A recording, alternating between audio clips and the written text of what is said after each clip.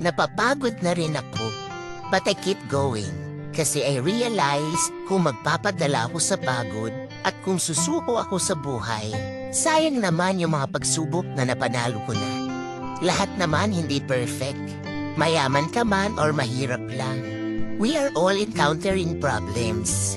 I just want to say, sana ikaw rin. I hope you choose to fight at hindi sumuko. There are better days coming. Magpahinga ka kung pagod ka, pero huwag kang sumuko sa buhay ha. Just always remember that you are worth more than your problems.